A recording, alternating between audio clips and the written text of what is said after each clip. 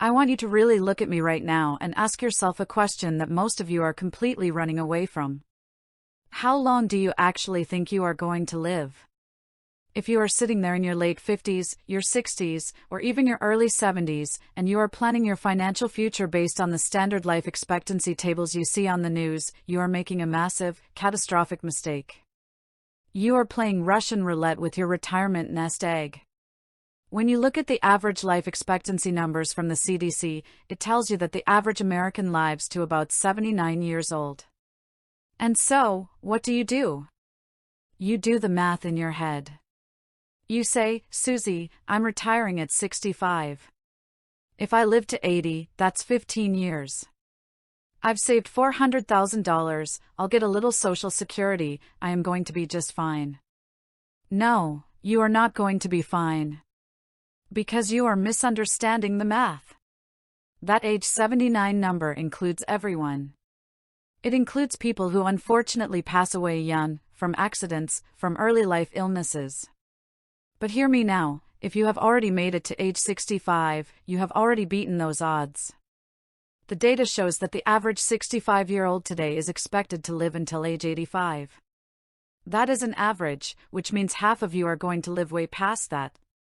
If you are a woman in average health at age 65, you have a 44% chance of living to age 90. If you are a man, it's a 33% chance. And if you are a married couple, both age 65 right now, there is a 62% chance that at least one of you will still be alive at age 90. If you are in above average health, those numbers shoot through the roof. The baseline for your retirement planning should not be age 80 or 85. You must plan as if you are going to live until at least age 95, or for total sleep at night calm, age 100. Longevity risk, the risk of outliving your money, is the single greatest threat to your financial security today. Let's talk about the fear that keeps you awake at 2 o'clock in the morning. It's that voice that whispers, what happens if I hit 85, my knees are shot, my portfolio is down to zero, and I am a burden to my kids? It is a terrifying thought. And you want to know what it costs you when you underestimate your lifespan? It costs you your independence. It costs you your dignity.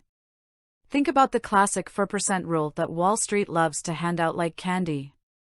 They tell you that you can blindly withdraw 4% of your portfolio in year one, adjust it for inflation every year, and your money will last 30 years. I am telling you right now, that rule is broken for today's environment. If you retire at 60 or 62 and you live to 95, that is 35 years of withdrawals. If you suffer a market crash in the first few years of your retirement, what we call sequence of returns risk, and you keep pulling out money from a depressed portfolio while living longer than expected, you will empty that tank far sooner than you think. And what about inflation? If you live 25 or 30 years in retirement, a moderate inflation rate of just 2.5% or 3% means that a grocery bill or a utility bill that costs you $100 today will cost you nearly $185 or $200 down the road. If you have all your money parked in safe investments like cash or long-term bonds because you are afraid of the stock market, you are guaranteeing that your purchasing power will die before you do. You cannot protect your money so much that it loses its ability to grow. Then comes the monster under the bed, healthcare and long-term care. You think Medicare covers everything? It does not. It does not cover extended stays in assisted living or long-term nursing care. If you live to 90 or 95, the statistical probability that you will need some form of long-term assistance skyrockets. If you haven't planned for that cost, a few years in a nursing facility will completely liquidate a lifetime of hard-earned savings, leaving your surviving spouse financially devastated. So, how do we fix this? How do we take control so you can live a life of power, not a life of fear? First, you must look at your Social Security strategy. The absolute biggest mistake I see people make out of pure fear is claiming Social Security at age 62. You tell yourself, oh, Suze, the system is going broke, I better get my money while I can. Stop it. The system is not going broke, and claiming at 62 permanently slashes your monthly benefit by up to 30% compared to your full retirement age. If you want the ultimate insurance policy against living to age 95, you wait until age 70 to collect your Social Security retirement benefit. Every single year you wait past your full retirement age until age 70, your benefit increases by 8% guaranteed. The check you get at age 70 is 76% higher than the check you would get at age 62. If you live into your 80s and 90s, that massive, inflation-adjusted, government-guaranteed check is what keeps you independent. It is your ultimate longevity baseline. Second, you cannot abandon growth.